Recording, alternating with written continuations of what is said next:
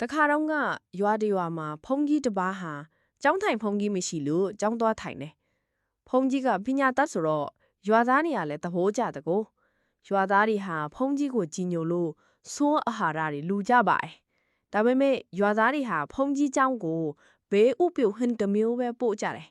တခြားဟင်းတွေမပို့ကြဘူးပေါ့ဖုန်ကြီးကလည်းအစာမှုထင်တာပေါ့ ရက်လော့တွေပြောင်းတာသွားတယ်ဘဲဦးပြုတ်ပို့တာကမပြောင်းမှု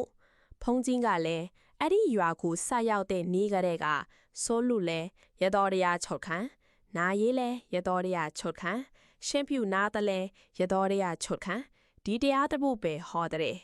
ဒီနေ့တော့ကျောင်းမှာဝေယဝိစာလာလုပ်တဲ့ကျောင်းလာဖိုးတုတ်လေးဟာချစ်သူကြီးဆိုင်ရပြီးမင်္ဂလာဆောင်မိနေရှောက်ပါလေရော ចောင်းသားဖိုးတို့ကဘုံကြီးကိုရှောင်ထားတဲ့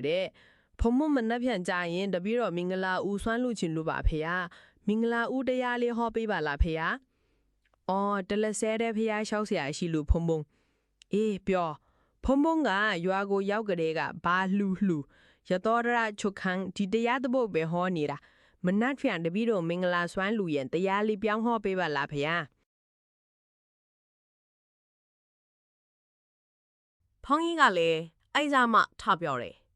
မင်းတို့တော့ငါ့ကိုရွာစင်ရောက်တဲ့နေ့ကစပြီးခုချိန်ထိဘဲဥပြုတ်ဟင်းတစ်မျိုးပဲပို့တာလေငါလည်းဒီတရားပဲဟောမှာပေါ့ကွာ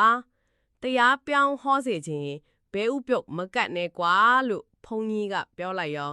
ចောင်းသားကလည်းသဘောပေါက်ပြီးတင်မဖျားဆိုပြီးပြန်သွားတာပေါ့မနဲ့လဲရောက်ရောចောင်းသားဖိုးတို့အိမ်ကိုမင်္ဂလာဆွမ်းဖုံးပေးဖို့ကြွတာပေါ့တရားမဟောခင်စွမ်းအရင်ကက်ကြတာပေါ့ဗျာ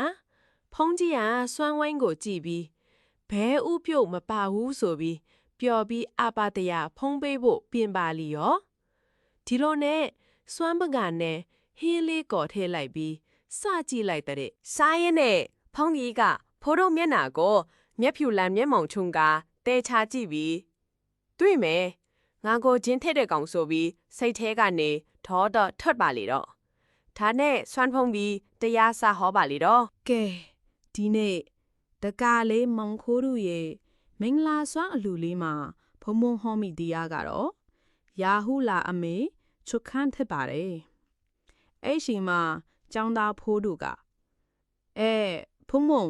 ရတော်ရရနဲ့ယာဟုလာအမေကအတူတူဟုတ်ဘူးလားအေးဟုတ်တယ်မင်းတောင်ငါကိုဘဲဥပြုတ်မကပ်ဘူးဆိုပြီးဘဲဥချက်ကတ်သေးတာပဲ ဟီဖုံဖုံကလေအပြုတ်နဲ့အချက်နဲ့ကြွတယ်လေဟာပြုတ်ပြုတ်ချက်ချက်ဘဲဥကဘဲဥပဲဥချင်းတူတူပဲလီကွာလို့ဖုံဖုံကပြောလိုက်ပါတဲ့ကွယ်